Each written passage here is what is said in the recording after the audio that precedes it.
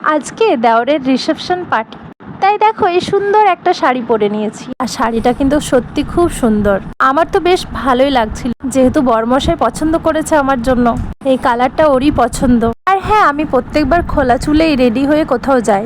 বরমশাই বলল আজকে না একটু লুকটা চেঞ্জ করো, প্রত্যেক দিনের মতো খোলা চুলে যাবে না, আজকে একটু অন্য লুক ট্রাই করো। তাই ওনারই কথায় আমি লুকটা একটু অন্যরকম ট্রাই করলাম, আর আমারও বেশ ভালোই লাগলো।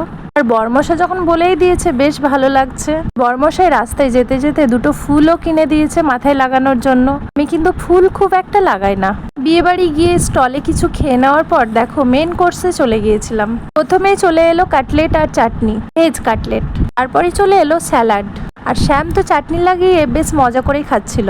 শ্যাম তো সবকিছু নিজের হাতেই খাবে, আমাকে তো কিছুই খাওয়াতে দেবে না। আর কাটলেটটা সত্যি খেতে কিন্তু দারুণ হয়েছিল। বিয়েবাড়ির খাওয়া দাওয়াটা খুব ভালো ছিল। দেখো তারপরেই চলে এলো রাধাবল্লভী আর চানা মশলা। চানা মশলাটা কিন্তু দারুণ হয়েছিল, প্রত্যেকটা খাবার খুব সুন্দর হয়েছিল। তাই ভাবলাম চলো তোমাদের সাথেও একটু শেয়ার করে দিই কি কি খেয়েছিলাম। আর দেখো তারপরেই চলে এলো ভাত, ডাল, আলু পোস্ত, আর ছিল পটল চিংড়ি। প্রত্যেকটা রান্নাই কিন্তু অসাধারণ হয়েছিল। আমার তো সব খাবারই বেশ ভালো লেগেছিল। এই দেখো বাটি ভরে মাংস চলে এসেছে।